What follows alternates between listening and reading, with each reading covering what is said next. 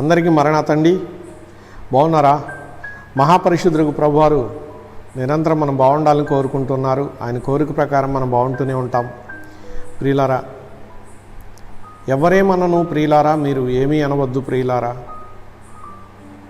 ప్రక్కనే ఉన్నాడు పగవాడు, చక్కకు చేరాడు చెనిగాడు అని దైవజనులు అన్నారు. ప్రియ స్నేహితులారా, మనము సర్వోన్నతులకు దేవుని మాటలతో బ్రతుకుదాం. ఆయన మాటలోని దీవెన అందుకుందాం. ఎటు చూడొద్దు ప్రియ స్నేహితులారా. చూస్తే మనసు పాడవుద్ది. దేవుని వాక్యాన్ని చూడండి, మనము దేవుని కృపలో వర్ధిల్తాం. సామెతల గ్రంథం 11వ అధ్యాయం 28వ వచనం చూస్తే, ధనమును నమ్ముకున్నవాడు పాడైపోవును, నీతిమంతులు చిగురాకు వలె వృద్ధి నొందుదురు అని వ్రాయబడి ఉన్నది. ప్రియమైన స్నేహితులారా, సర్వోన్నతులకు దేవుడు సొలొమోను గారి ద్వారా మనకు అందించిన గొప్ప సందేశం ఇక్కడ. భూలోకంలో మానవుడు బ్రతకడానికి మెయిన్ అన్ని విషయాల్లోనూ డబ్బు కావాలి. ప్రియులారా, ఇక్కడ దేవుని కృపచేత దేవుడు సెలవిస్తూ ఉన్నారు. ధనమును నమ్ముకుని వాడు పాడైపోవును అన్నారు. అక్కడ అన్ని వేళ ధనము రక్షించదు. దాని మీద నమ్మకం ఉంచేవాడు పాడైపోతాడు. దాని మీద నమ్మకం ఉంచి దాన్ని విస్తారంగా పోగేసుకుంటే మరొకడు వచ్చి ఏం చేస్తాడు? నిన్ను కొట్టి దాన్ని తీసుకుపోతాడు. గనుక దానివల్ల నీకు అపాయం ఉంది, హాని ఉంది ప్రియులారా. గనుక ఈ హానికరమైనటువంటి దాని మీద మనం నమ్మకం ఉంచవలసిన వారముగా ఉండకూడదు. సర్వోన్నతులకు దేవుని యందు మనం నమ్మకం ఉంచాలి. సకల జీవులను పోషించేవాడు ఆయనే. ఏ ధనం ఖర్చు పెట్టి పోషిస్తున్నాడు ఆయన?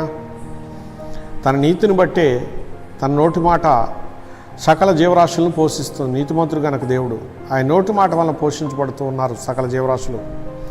ప్రియులారు, ఇక్కడ మనం చూసినట్లయితే నీతిమంతులు చిగురాకు వలె వృద్ధి నొందుదురు అన్నారు. ప్రియమైన స్నేహితులారా, మరి దేవుని పిల్లలమైన మనము నీతిమంతులము అని చెప్పవచ్చు. ఎందుకంటే అబ్రహాము దేవుని నమ్మెను, అది అతనికి నీతిగా ఎంచబడెను అన్నారు. అలాగే మరి నోవహు కాలంలో కూడా భూమి మీద నీతిమంతులు కలరా అని చూసినప్పుడు నోవహు మాత్రమే దేవుని దృష్టి నీతిమంతుడుగా కనబడితే దేవుడు ఆయనకు ఒక పని చెప్పారు, ఓడను కట్టమని. నోవహు ఓడను దేవుడు చెప్పినట్లుగా తయారు చేశారు. అందును బట్టి నోవహుతో దేవుడు మాట్లాడి ఆయన్ను ఆయన కుటుంబాన్ని రక్షించారు.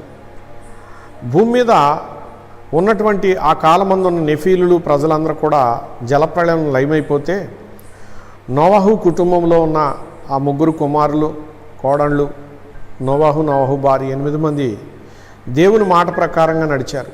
ఎందుకంటే దేవుడు చెప్పింది చేయడమే నీతిగా పెట్టుకున్నారు కనుక ఆ జలప్రళయంలో దేవుడు వారిని కాపాడారు. అందువలన జలప్రళయం తర్వాత వారు దేవుడు చెప్పినట్లుగా చేసిన వారిని హరారతు కొండపైకి ఎక్కించింది. ఆ కొండపైన ఉన్నటువంటి వారు జలప్రళయము పూర్తి కాగానే వాడలోంచి బయటకు వచ్చి భూమి మీద విస్తరించి అభివృద్ధి చెందారు చిగురాకుల వలె. ప్రియ స్నేహితులారా, ఆ తర్వాత మరలా గలిబిలి కలిగింది. బాబేలు కట్టడాలు కట్టినప్పుడు ఆ సందర్భంలో జనులు మరలా చెదిరిపోయారు. దేవుడు అప్పుడు నీతిమంతులను వెతక ప్రారంభించినప్పుడు అబ్రహాం అనే నీతిమంతుడు దేవుడు కనబడ్డారు. కనుక ఈ ఒక్క మనుషుల్లో నుంచి దేవుడు విస్తారమైనటువంటి ప్రజలను మరలా తీసుకొచ్చాడు. అలాగే లోకమానవులందరూ రక్షించబడడానికి ఇతడే కారకుడై ఉన్నట్లు దేవుడు ఇతన్ని మూలపురుషుడిగా ఏర్పాటు చేశారు. ప్రియులారా, ఇతనిలో ఉన్నటువంటి నీతి సర్వమానవులకు ఆశీర్వాదం అందజేసింది. అది లేఖనాలను మనము పరిశీలన చూసినట్లయితే చక్కగా దీన్ని వివరించుకోగలుగుతాం. ప్రియ స్నేహితులారా, అట్టి నీతిమంతుల యొక్క సంతానము భూమి మీద చిగురాకు వలె వృద్ధి చెందుతూ ఉంటుంది. కనుక నీతిమంతుల ఆశీర్వాదము చాలా బలమైనది. నీతిమంతులను జ్ఞాపకం చేసుకున్నట్టు కూడా ఆశీర్వాదమే. కనుక అట్టి నీతి జీవనము కలిగిన వారమై ఈ భూమి మీద మనము, మన సంతానము చిగురాకుల వలె ఫలించినట్లు దేవుడు కృపచూపు వారై ఉన్నారు. అట్టి కృప మనకు శాశ్వత కాలము తోడు నడిపించునుగాక. ఆమె. చిన్న ప్రార్థన చేసుకుందాం. ప్రాణప్రియుడైన మా పరమ తండ్రి, నీకు స్తోత్రములు. నీ పాదాలకు నమస్కరిస్తూ నీ తట్టు చూస్తూ ఉన్న మాకు నీవెంతో కృపచూపు నాయనా, నీకు వందనాలు. నిన్న నేడు నిరంతరం ఏకరీతిగా సదాకాలం మీతో కూడా ఉన్నాను అని చెప్పిన తండ్రి, ఉన్నవాడను అనువాడనై ఉన్నానని మాట్లాడిన మహిమాస్వరూపుడు దేవా, ఇదిగో నీ యందు విశ్వాసం ఉంచిన బిడ్డలు, నీవంటే ఎరుగని బిడ్డలు ఎందరో లోకంలో ఉన్నారు ప్రభువా. వారందరినీ జ్ఞాపకం చేసుకొని ఆయన ప్రార్థన ఎలా చేయాలో తెలియని వారు కూడా ఉన్నారు. ప్రభువా, వారందరినీ కూడా జ్ఞాపకం చేసుకుని ఆయన ప్రతి కుటుంబంని జ్ఞాపకం చేసుకుని వారికి ఇచ్చిన సంతానముని జ్ఞాపకం చేసుకుని నిరంతరం నీ దీవెనతో బహుగా చిగురించే భాగ్యవంతులుగా మా ప్రభువా ఫలింపజేసి మహిమనందమని సకలాశీర్వాదాలు వారికి ప్రసాదించుమని మా ప్రభువా నీవు నీ పవిత్రమైన కృపలో వారిని ముద్రించి భద్రపరచి బలపరచుమని యేసువారి చేతికి అప్పగిస్తున్నాను పరమ తండ్రి. ఆమెన్.